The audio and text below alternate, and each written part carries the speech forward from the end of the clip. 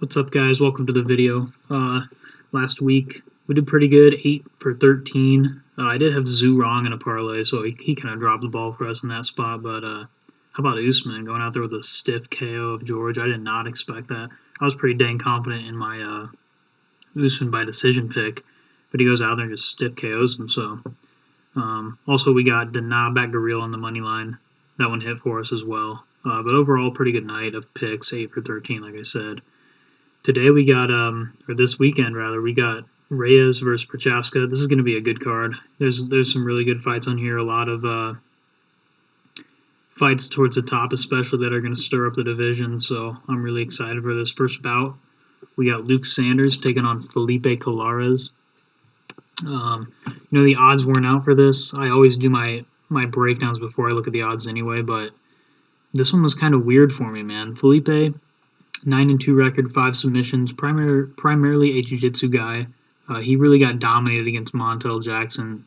He just was eating shots to the face, no real defense on the feet. Montel was also able to take him down. You got to give him props, though. He was super tough in this fight, showed a lot of durability, a really good chin. He had a fight against Bullar, took him down multiple times in their fight, really good ground and pound. So we know his wrestling's all right. His jiu-jitsu's really good. We don't really know much about his striking on the feet. He does throw some body kicks. Again, one of these grapplers who's just not afraid to throw body kicks. Doesn't really throw many hands. And usually just tries to close the distance, get a takedown, pushes opponents against the fence, clinch them up, try to find a trip maybe. And Geraldo de Freitas in their fight was able to pretty much dominate Felipe wherever the fight went, on the ground, on the feet. So he's repeatedly shown us a lack of striking defense across multiple UFC fights. Doesn't really move his head or his feet when punches are coming at him. And I feel like in that Montel Jackson fight, he could have kind of shot for a few panic takedowns rather than just sitting on the fence and eating shots. Like, the openings were there. He just had to really duck down. I mean, if anything, it would have just stalled time. Maybe not have gotten the takedown, but yeah, he's not super proficient in the wrestling, only a 25% takedown accuracy. He's faced some guys with really good takedown defense, so I don't really put too much stock into that. He's probably a better wrestler than that shows. Very low output, though, from this guy. 1.13 significant strikes landed per minute. Now, Luke Sanders is a guy, 13-4, 7 KOs. The problem here is 3 of his 4 losses are by submission. He's coming off of that submission loss to Nate Maness. That fight was really good. It was really a brawl. Luke was having a lot of success. He dropped Nate Maness once. Then got dropped in the second, got submitted. He does have a TKO win over Derek Minner in 2014. I know it's a long time ago, but it does prove that he can stick in there with grapplers and beat grapplers. He's a very physically strong guy. During the first part of his career, he was more of a wrestler, tends to strike more now. I think that style better suits him because of his struggle against the submissions on the ground. He was actually able to take Derek Minner down a lot. He was not afraid of the submissions during that time. And it was a pretty brutal ground and pound TKO win in that fight. Not super technical on the feet, but he gets it done. He's sometimes pretty wild throwing the looping punches, but he has a really good knee up the middle. He is a somewhat of a shorter guy for the division, so he likes to really get in there with the knees. And the only primary grappler that he's faced in the UFC is Rani Yahya, who we know is just a submission expert. And there's actually no takedowns in this fight. Rani Yahya just kind of rolled for a heel and got it.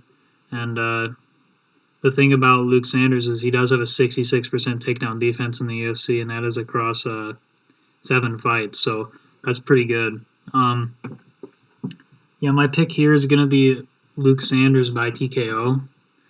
I think he'll probably come out super strong, super aggressive. Felipe, we know the staple of his game is that jiu-jitsu. I don't think he's going to be able to get this fight to the ground. I'm going to pick Luke Sanders by TKO. I think he's going to get it done early, and primarily because Felipe has shown us a lack of defense on the feet, little to no head movement. I just don't really think I can pick him in this spot. The odds are still, I believe, not out on this fight, which is... the odds aren't out on this fight yet, but I'd imagine Luke Sanders would be a slight favorite. I think it's a pretty close fight, but I'm going to pick Luke Sanders. Moving on, we got KB Bullar taking on Andreas Michailidis. So as we remember, KB Bullar, he's this guy coming off of the TKO loss to Tom Breese, and he got dropped with a jab. Before that, he got dropped with a straight right, so maybe he was still a little wobbly from that, but still. There's really not a lot of film on KB Bullar out there. I had a hard time getting a hold of kind of what his style was like. Based on his finishes, though, a lot of them are by like knees, TKOs, things like that. So he is more of a striker. He kept his hands really low in the Tom Breese fight. Just not a whole lot of head movement. Wish we would have saw more out of that fight, but he kept his hands super low and didn't land too many strikes. One thing we can tell is that the best win is over an 11-5 record, now an 11-8 record. So maybe not the highest level of guy. He is the only Indian fighter in the UFC that maybe played a role in how he got here, but I mean, I guess he's not bad. He's got a lot of first round finishes, so an exciting style, but we just haven't seen enough from him yet. Andreas Michailidis, 12-4, 7 TKOs, 4 losses by TKO, so he's somewhat chinny, I would say. He's 0-1 in the UFC, coming off that loss to Modestas Bukauskas. Not really a bad loss to have, and the first round in that fight, he actually didn't fight too bad. He's coming down to 185 from 205. A lot of the bouts earlier in his career were at 185, so shouldn't be too big of a problem for the weight cut. And he looked a little bit fatter in the 205 fight with Modestas, so he should be better at this weight, have better cardio. He did look pretty good, showed some technical striking, doubling up on the jab, putting his big right hand after it, and very impactful leg kicks as well. He throws a lot of overhand rights with huge power, and he got a lot of them to connect on Modestas, actually, but Modestas was just a step ahead, landed the elbows for the TKO. One notable thing about this is KB Bullar will have a 4-inch height advantage and a 3-inch reach advantage. I guess he can play around with that. He does throw the jab out a lot. That's what we saw in the Tom Breese fight, but ultimately I just feel like we can't really trust KB Bullar here with his chin or with his physicality. I don't think he's the strongest guy in the world. I don't think he's really UFC quality. This fight's a little bit closer than I feel like the odds are telling us, but I'm going to go with Andreas Michailidis by TKO. I feel like he's just going to land with his power and put him out, to be honest, but it could play out close in this. I kind of hope we get to see an upset here, just for something fun. And I don't really think it's out of the realm of possibility. Right now he's at a 250, 275, somewhere around here. That's a little high, but maybe not. I don't know. We'll see. But that's my pick, is Andreas Michailidis by TKO. Moving on up, we got Sam Hughes taking on Loma Lookboonmee. Loma's 5-2, 1 TKO. She's more of a decision fighter. We know that. She has a win over Jinyu Frey, and Alexander Albu lost to Angela Hill. That loss is going to happen. We've been seeing that a lot recently. The win over Jinyu Frey actually looks a lot better now after her last fight against Gloria DePaula. So she's a Muay Thai style fighter. Her main game plan, we saw this heavily in the Jin fight. She wants to clinch, really good elbows in the clinch. She just kind of spams them out there repeatedly, cuts her opponent's face up. Really good knees in the clinch. She's a Muay Thai fighter, so whatever you're going to expect from a Muay Thai striker, that's what you're going to get with her. Really strong clinch control, and she controlled Jin there. And we know Jin is kind of a physical, strong grappler. She was controlled in the clinch here, actually. So Loma's got great distance striking. Not a whole lot of hands thrown there. I don't know if she's afraid to get into boxing range because, especially against Angela Hill. But her main weapon is a front kick to the body, and she throws it with a lot of power. Really heavy body attacks on her side. Not super proficient in the wrestling. We have seen her taken down many times. She defended well against Jin's takedown, so that's good. But ultimately, I feel like there's still a lot of question marks surrounding her. She has an armbar loss to a 1-1 opponent earlier in her career, just in 2018. So this is just 3 years ago. So she might be a little bit green still. Obviously, she's young. She's 25, so we'll see what's up. Sam Hughes, 5-2 with 3 submissions. She actually put up a really good fight against Vanessa Demopoulos. Landed some good takedowns of her own, piecing her up on the feet as well. She just made a bad mistake, put her head in a bad spot in the 4th, and got submitted. She has pretty decent striking. It's not really the main aspect of her game, but the grappling is where she's more comfortable for sure. Pretty decent takedowns as well. Strikes really aren't that bad, like I mentioned. Pretty decent 1-2, nice and fast up the middle. Throwing combinations, not really always throwing one strike at a time. So you like to see that in a women's fight a lot of the time where they're not really hitting as hard. You want to see a lot of output there. And usually ends with a low kick at the end of the combo, which is another thing you love to see. She only has one UFC fight against Tecia Torres. Ended in doctor's stoppage. She just got cut open in that fight. Normally she uses a clinch to find her double unders, gets a trip takedowns rather than like shooting for a leg. Yeah, if she's been working on her open mat wrestling, then this could be a possible path to victory. I just feel like the clinch is going to be all Loma here, and that's how Sam has shown us in the past that she gets her work in, is in the clinch, and Loma's going to have the advantage in the clinch. So if she can take Loma down at range, we could very well see an upset here. Loma does have a good get-up game. And Sam is probably going to be the best grappler that she's faced, I want to say, for sure, actually. But yeah, if it goes to the clinch, Loma's going to do her best work there with the elbows and the knees. I'm going to predict Loma by decision. Again, Loma is the biggest favorite on this card, I'm pretty sure right now. Yeah, minus 400 at some places. I don't agree with that. I would say the highest I would think she would be here is like 250 because she's still green. I don't really understand this, but should be a comfortable pick there. I'm just not gonna place anything on that. Next fight, we got Kamaka taking on TJ Brown. Kamaka 8-3, 1 submission, 7 decisions. Contrary to his record, this guy actually hits really hard. He's never had a TKO before, but if you go watch his fight with Tony Kelly, he's really smacking him around there, especially in that first round. Primarily a boxer, doesn't use too many kicks, some good body kicks for sure, but not a whole lot of leg kicks from him either. Likes to get really close to his opponent in the pocket and trade with him. His lead hook, really good on the counter, really fast, accurate. He likes to throw it when he's being aggressive too. Dig hooks to the body, which are huge for him. Body head combos a lot too. Just high level striking from this guy for sure. Fought a really fast paced fight against Tony Kelly, won a decision. He slowed down, but I don't really think you can judge his cardio based on that because the pace was just off the charts. Then he came out a little bit more slow and calm against Jonathan Pierce. It was a decent fight. He was sticking in there. I just feel like I don't know if he gassed out or what, but he just could not get up. And Pierce was able to just take his back and find the ground and pound TKO in the second round. It could have been a gassing issue. It could have been grappling. I'm not really sure. He's still some question marks surrounding him. He only has 2 UFC fights, so he's still new to this. He has a really good chin, never been finished by strikes, except by Jonathan Pierce, but he's taken a lot of damage. Yeah, he landed 5 takedowns against Tony Kelly, so he can wrestle. There was never really a lot of top control against Tony Kelly. Tony Kelly never really put him in any submission attempts. Yeah, he was taken down 5 times by Pierce, though, so a little bit questionable takedown defense from Kai, but we'll see.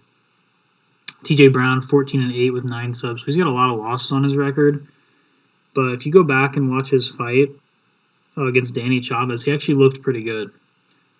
He's an orthodox fighter, but he was forced to strike southpaw due to the leg kicks. He showed a good left hand, good counters using that left hand. That was his main weapon out of that stance. His kicks do look slow, kind of labored, but in that fight, it was probably due to the low kicks. Against Jordan Griffin, he looked a lot better. Showed pretty average cardio, is decent, not great, but pushed a pretty good pace. And then he actually got out-wrestled by Chavez in the 3rd round, which kind of surprised me. I didn't really think Chavez would be able to take him down. Good forward pressure from him, decent striking, fast right hand. Not really high volume here, so it's like Kai Kamaka is going to be the guy with super high volume. TJ Brown, guy with super low volume. So, Yeah, he was having success against Jordan Griffin in the wrestling. Actually, he took him down a lot. Landed 7 of 7 takedowns. He kept putting his head in bad positions and ended up paying for it. Jordan Griffin, we know him as a jiu-jitsu guy, and TJ got submitted by him. And I feel like we don't really know a lot about his level of wrestling because, he landed 7 of 7 takedowns, but how do we know Jordan Griffin wasn't just welcoming those takedowns? Because that was kind of his game plan anyway, was to get the fight to the ground, hunt for a submission. So I'd say he has average wrestling. Yeah, like I said, I think this one's simple as striker versus grappler. Kai won't be welcoming the takedowns like I believe Jordan was. And TJ may have a harder time taking Kai down from distance than he did against Jordan or any of his other opponents. And if he really wants to get this fight to the ground, he should work in the clinch. Kai is still very dangerous in the clinch. Striking, clear advantage for Kai. I think he's going to have that left hook going all day. But the takedowns could be coming for Kai, or for TJ rather. And I think this fight could be very, very close. I think it's definitely closer than what the opening odds were. Kai opened up at a minus 225. I kind of agree more with the line is now at minus 160, minus 170. TJ Brown could definitely get this one done. I think if you're a guy who likes betting on underdogs, I think TJ Brown is the first of a few dogs on this card that I wouldn't really mind my money on either. But if we're talking about who I'm going to pick to win the fight, I'm going to have to go Kai Kamaka via decision. I'm just not confident that TJ will be able to keep him down enough to get 2 of the 3 rounds on the judges' scorecard. So for me, Kai Kamaka by decision. Moving on up, we got Gabriel Benitez taking on Jonathan Pierce. Just talked about Jonathan Pierce. Gabriel Benitez, 22-8 with 8 TKOs, 10 submissions. Kind of contrary to his record, he's actually more of a striker nowadays. Those submissions were really early in his career. Really only lost to really good opponents like Morales, Fili, Yusuf, Barzola. So, it depends on kind of where you gauge where Jonathan Pierce is at. Is he on those guys' level? Is he not? His best weapon is definitely his body kick. He throws that thing with so much power, so much consistency, very accurate, finds his openings with it perfectly. And good leg kicks all around the board for this guy for sure. He's southpaw, so he's going to be kicking the inside of most guys' legs with his rear leg kick, that is. Crisp boxing, great 1-2. Made the read against Justin James to throw the rear uppercut every time James faked a level change. And he caught him with it a few times in that fight. Yeah, like I mentioned before, definitely more of a striker nowadays. And a lot of his submissions are defensive submissions as well, such as guillotines, things like that. He does tend to struggle if his leg kicks are checked, or if his opponent is good at moving in and out of leg kick range, like we saw in his most recent fight, or like we saw in the Omar Morales fight. He wasn't really able to get the leg kicks going against Omar Morales, so that kind of costs him there. And he should try to stay out of boxing range, or out of kicking range rather, or else he can tend to get boxed up like we saw against Omar Morales. Omar had that right hand going all day with him. So Jonathan Pierce here, 10-4 with 8 TKOs, has a TKO loss to Joe Lozon, which that kind of surprised me. I don't think I expected him to beat Joe Lozon necessarily, but I didn't expect him to kind of just get dominated. It was a really fast TKO, but Joe Lozon just took him down, destroyed him on the ground. So he's coming off of a pretty impressive win over Kai Kamaka. Like we just talked about, he took Kai down in the first round, got taken down a few times, took him down in the second round, and secured the ground and pound win. More of a striker, but he does have good offensive grappling when needed. He does have a submission loss to 1-0 fighters, and that's 2 submission losses actually, so he kind of struggles defensively on the ground. Kind of an overall a low output guy. He's really long for the featherweight division, doesn't really use the distance too well. And what I mean by that is really long guys should be sticking their front kick out there, sticking their jab out there repeatedly, moving in and out. He just likes to kind of go inside of the pocket, trade with his chin up, and throw hooks that way. It's just really not conducive with his style of with how his body is built. So if Jonathan can work in the takedowns, he definitely has success in this fight. But I just feel like Gabriel's been taken down many times, but he usually has a really good get-up game. We saw him get taken down against Omar Morales once, actually, and he just stood right back up. So definitely will have an advantage on the feet in this fight. Probably want to keep it there. And Kamaka was able to work the body of Pierce many times. And so I don't really think Gabriel will have a problem getting those kicks going. And I'm going to pick him to win this fight. I just think Jonathan Pierce is kind of tough. I don't think we see a finish here, but I am going to go with Gabriel Benitez by decision. Line is at -210. Yeah, I think that's a pretty good, pretty accurate line here in this fight. I think Gabriel Benitez should be able to get this one done. Moving on up, we got Randa Marcos versus Luana Pinheiro. Not going to spend a whole lot of time on this one. Randa Marcos is 10-10, been in the UFC for a while, faced the best to be honest, but never able to beat them, such as Grasso, Ebos, and Dern. She has 4 submissions on her record. She is a jiu-jitsu style fighter and has some good single leg takedowns. Striking's really not her forte, to be honest. She does take advantage of openings that her opponents give her, like in Rebos. Amanda Hebos kind of charged in a few times. Randa Marcos caught her with that check left hook a few times. So I feel like that's just the experience advantage. She is pretty old. I think she's 35 or 36 years old. Definitely got taken down by Rebos. Dominated on the ground by multiple fighters. Kanaka Murata as well, who's not really, an upper echelon type fighter. She's good, but she's not like these other fighters I mentioned. Goes to a lot of split decisions. Does have pretty good takedowns, not much top control when the fight does get there. She struggles more against grapplers than against strikers, to be honest. She has pretty decent defense on the feet, pretty good head movement, and only a 28% takedown accuracy and only 2.85 significant strikes landed per minute, so it's not a lot of output from her either way the fight goes.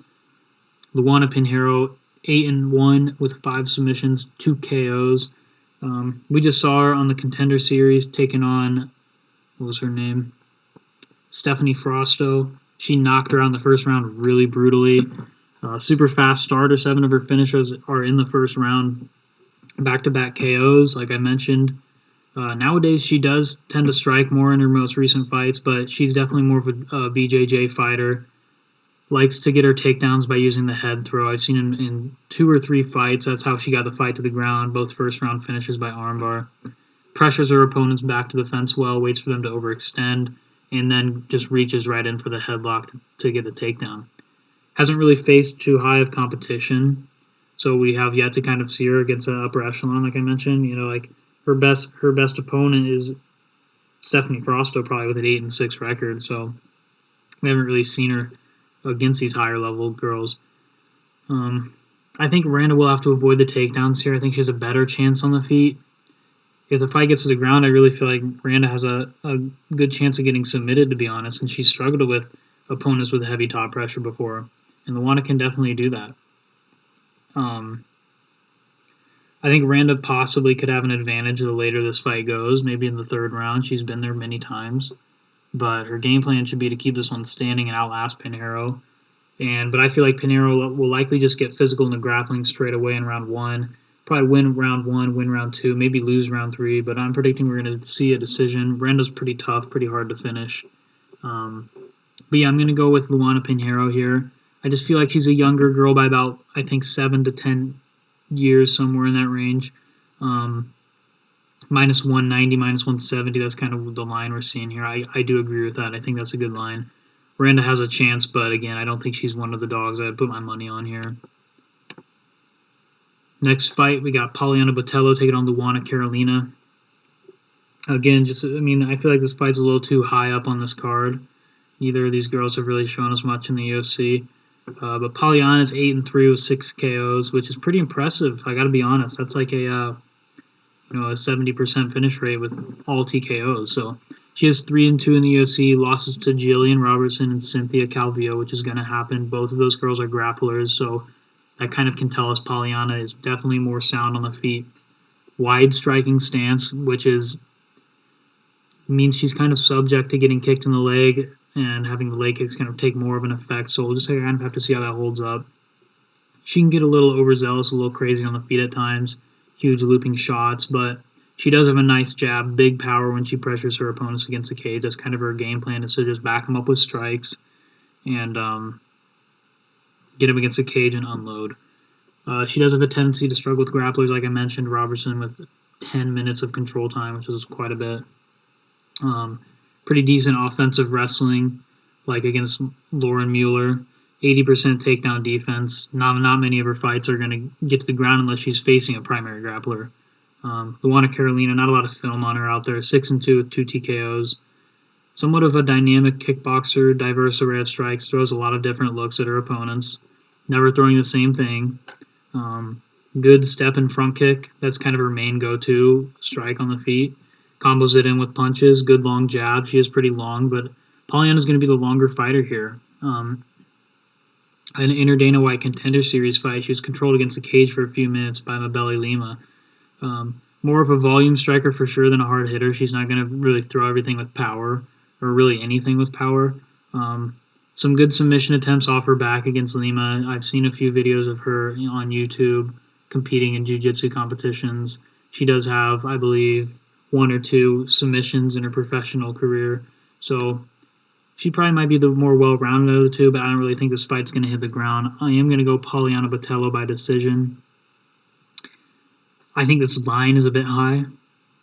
Not really, 225, that's a little crazy. There's a lot of, if you're kind of a value bettor, this card's really good for you. For me personally, I'm kind of a safe parlaying bettor, parlay 2-man parlays a lot of the time, or just take good value on favorites or good value on underdogs. But I don't really think Luana Carolina has like a huge chance to win here.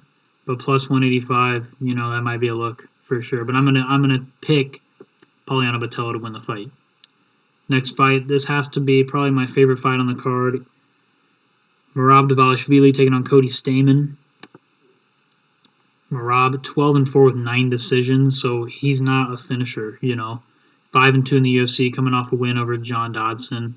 I believe, in my opinion, his career highlight is the win over Casey Kenny, who is also a fellow wrestler, ground game type guy, high-level jiu-jitsu. And Merab was able to take him down 12 times. And this guy's output is just off the charts. His cardio is god tier.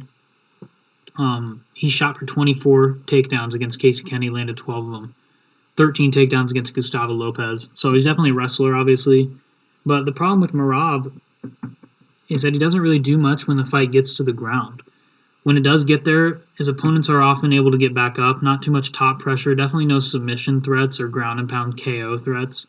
So his overall game plan is to just land what he can on the feet, but be more defensive, not really throwing a lot to his opponents, kind of just working off of the counter, and then just shoot for takedowns till the fight's over. He does have a lot of unnecessary movement on the feet, but I feel like it works out into his favor because, he doesn't have to worry about the cardio. It just kind of gives his opponents something weird to look at. Moves side to side a lot, throwing half-committed shots until he decides to commit to a big hook or a spinning back fist like we've seen before, or a big kick. But overall, his kicks, they're really not too common. 3.91 significant strikes per minute, so kind of an average output, but 7.71 takedowns per 15 minutes. I believe that's probably the highest in the UFC, I would imagine. I don't really know who's gonna outscore him there.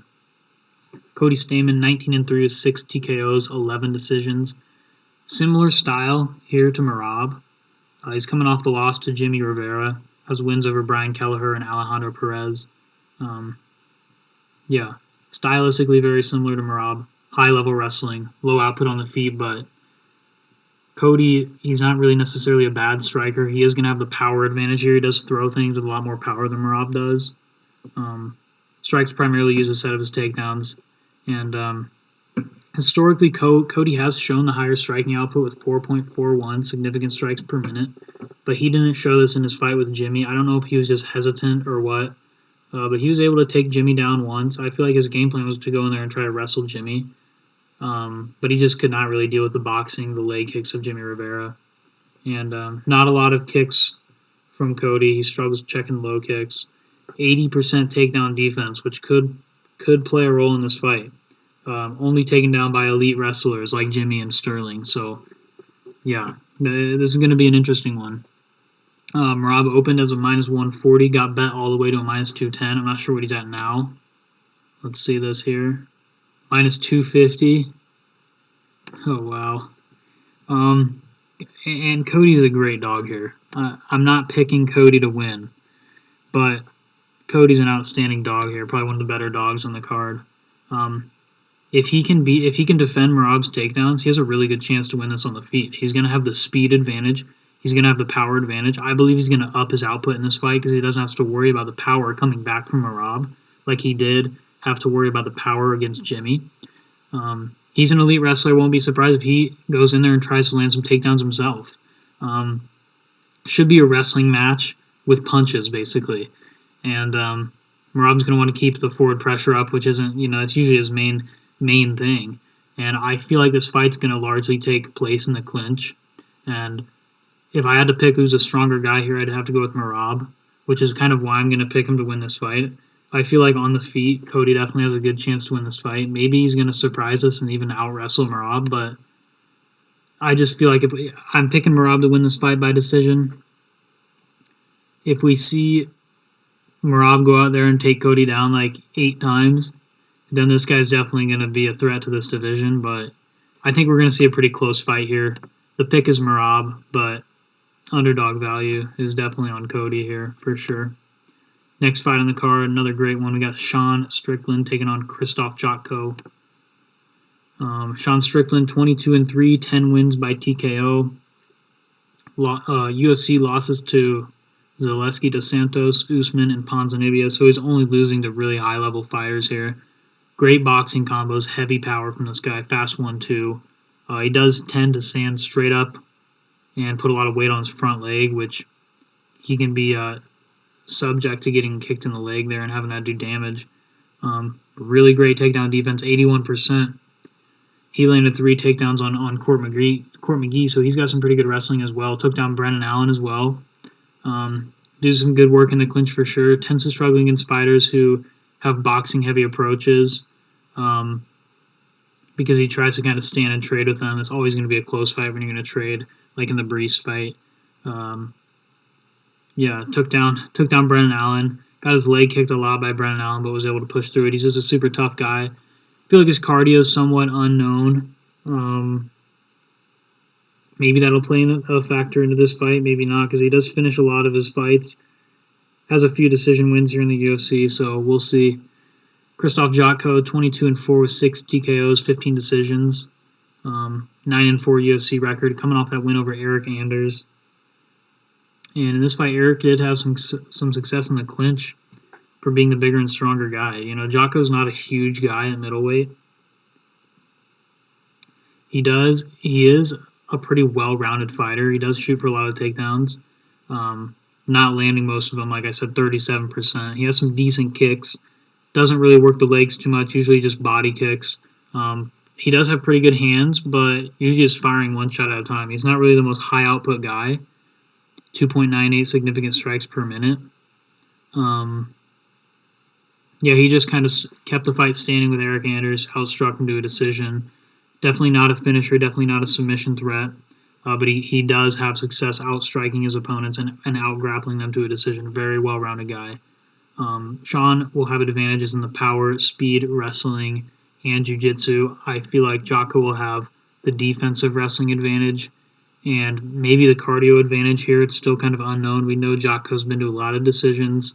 Sean's finished a lot of his fights, kind of up in the air. I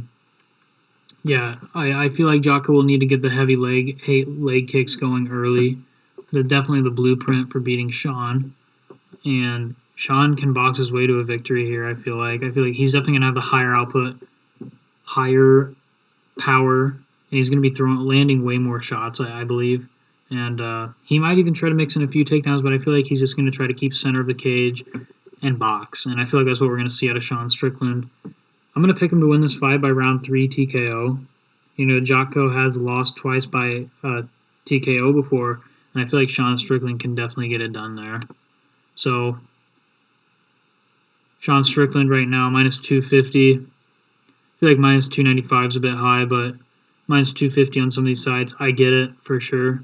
One of the more confident picks on this card, unless he gasses. I really don't see any other way. Next fight, we got an interesting one. Ion Kutilaba taking on Dustin Jacoby. And Eye on Cutelaba. He was supposed to fight Devin Clark here, and he's 15-6, 12 TKOs, 4-5 in the UFC, coming off of two TKO losses in a row to Magomed and Kalaev. And so he was going to face Devin Clark, more of a wrestling-heavy style. Now we'll have a drastic change in the style of his opponents facing Dustin Jacoby here. Cutelaba, he definitely is a primary striker, but he does work in the wrestling well, like against Khalil Roundtree. Landed 6 takedowns on Cannonier, and wasn't really able to achieve much control time with these takedowns. He's just he's kind of like a Merab in that way, I guess. Just gets the takedowns, lets him up, gets the takedowns.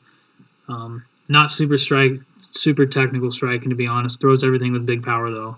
And primary combo, he throws a jab right hook or jab overhand right. A lot of the kind of strikes he throws are setup strikes for his bigger strikes, so you'll see that a lot. Very few kicks in there, but they're typically body kicks. I really think he should work the leg a lot, though. That would be conducive to getting him victories, especially with his style. And tends to have looping shots, causes him to be countered at times, just like against Glover. He was going in there with huge shots against Glover. To be honest, he did land a few of them, but Glover was able to just counter him with hooks or uppercuts or straights and pick him apart on the feet there. He has a high output for light heavyweight. 5.1 significant strikes landed per minute across 9 fights.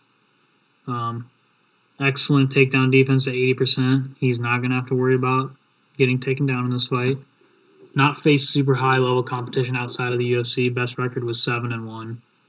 Dustin Jacoby, 14-5 with 9 TKOs, coming off with a UD win over Maxime Grishin. This is a very close fight. I watched it twice. I could see it being scored either way, but Maxime Grishin did outstrike him by about 20 significant strikes. He's definitely a primary kickboxer. And it's actually kind of fun watching him fight because he fights using mostly his kicks. Really fast, powerful calf kick.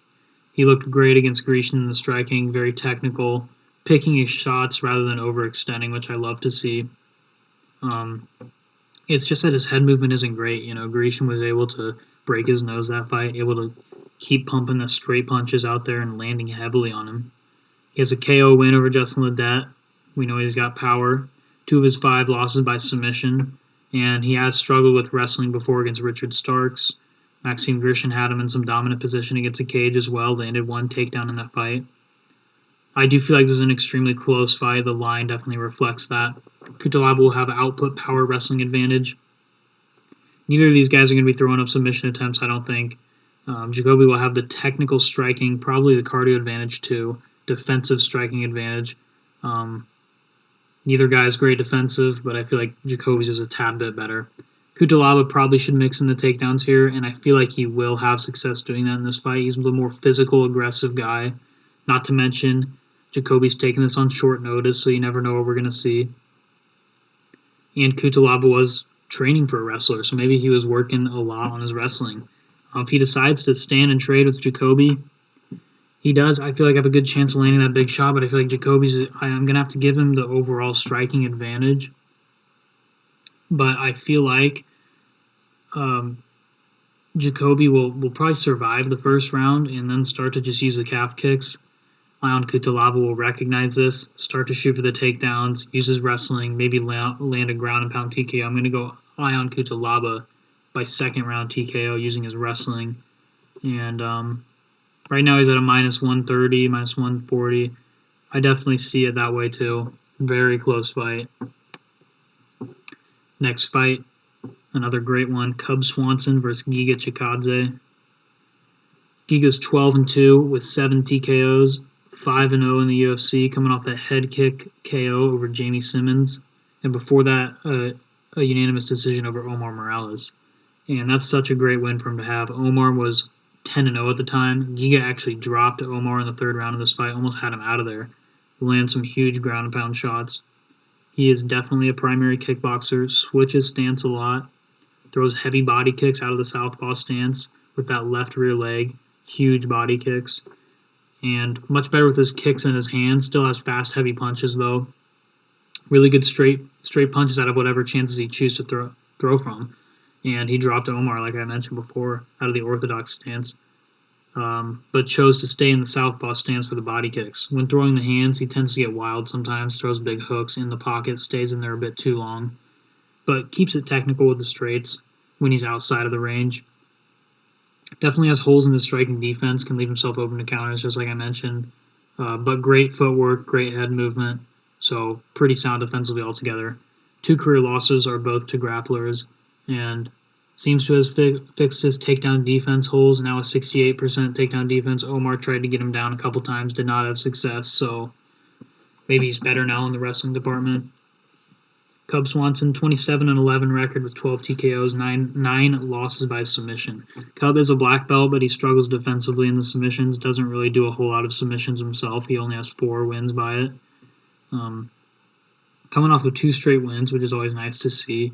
Decision over Crone Gracie, KO of Daniel Pineda, which was really brutal. Great striking, great jiu-jitsu, great combos with the hands and the feet, mixes in some good body kicks, not too many leg kicks, and stays in the pocket a little bit too long again, just like Giga does, and gets countered. Happened in his 2 most recent fights to both of those guys. Not a super high takedown output, only 1.09 per 15 minutes, but he does have a 51% takedown accuracy. I know that might not sound too good, but when you have as many fights as Cub Swanson has, that's pretty dang good.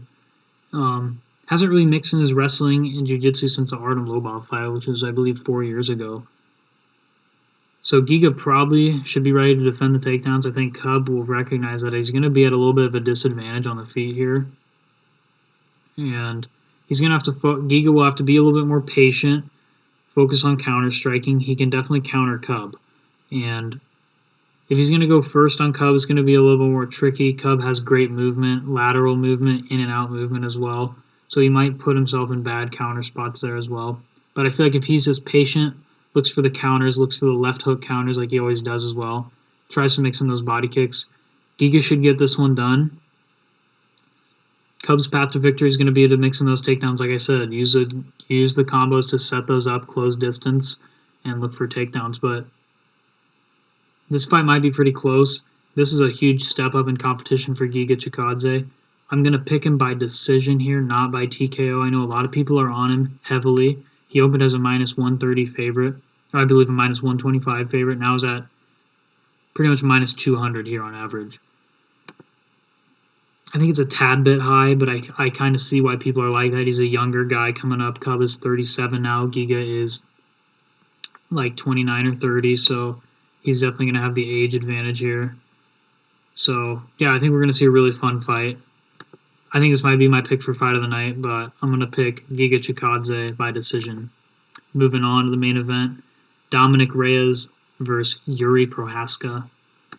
This is such an amazing fight. This was the hardest fight for me to predict on the whole card. Reyes 12-2, 7 TKOs, 6-2 in the UFC. Notable career wins over Jared Cannonier, OSP, Volkan Ozdemir, Chris Weidman. Very close fight with John Jones. You know, depending on which way you think that went personally. You look at the striking numbers, Reyes had him in the first 3 rounds. Coming off the TKO loss to Jan Blachowicz. Outside the UFC, a lot of his KO wins are by head kick. That left head kick, he has a southpaw, so he's throwing that left rear head kick. Really accurate, a lot of power on it as well. Great left hand, really good entries, starting with his lead uppercut a lot, which I always love to see that. Good counter check hooks, works all parts of the body well, attacks the legs, very diverse striker, plans to keep any fight that he has on the feet. He's confident in his abilities there. His output is kind of on and off. You can't really get a read on it. Very high output against John Jones, but very low in the Jan Blachowicz fight during the first round. Started to pick it up in that second round there, but kind of got baited into a brawl. And whoever really has the bigger power is going to win that usually, and got TKO there. He is unable to defend against the body kicks of Jan Blachowicz as well. He has above average striking defense, leaves his hands low at times, opens himself up to being countered while entering the pocket because of this. But he does have excellent footwork, so that's definitely a notch to his defense for sure. 4.53 significant strikes per minute, which is pretty high, especially for the light heavyweight division. He's taken on Jiri Prochazka, 27-3, 24 TKOs. A lot of those, I think the majority of them are in the first round. He's 1-0 in the UFC, coming off of a KO win over Volkan Ozdemir. Jiri definitely lost the first round in this fight. I feel like he was just getting going, but he had like a lower output. He was keeping his hands down. He was super open to shots, and he was getting countered by Volkan a lot. But he does have insane power in his hands. Really rarely throw kicks, but when he does, they're accurate. They land. They hit the mark, and he's been TKO'd twice in his career, so it's definitely a path to loss for him. His cardio is pretty much completely unknown. He always gets first-round finishes. He looked very fresh at the start of the second round against Volkan, though, so that's something for sure. He's been TKO'd by Muhammad Lawal in the third round, so he at least made it there, but who knows, maybe the TKO came because he was gassed, and he has one decision win. If you go look at it, it's a 2-round fight. So I don't think he's ever fought a full 3 rounds before.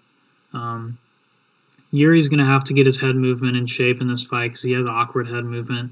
Drops his hands, kind of plays around with his opponents a lot of the time. That left high kick's going to be coming. That left hand is going to be coming of Reyes as well.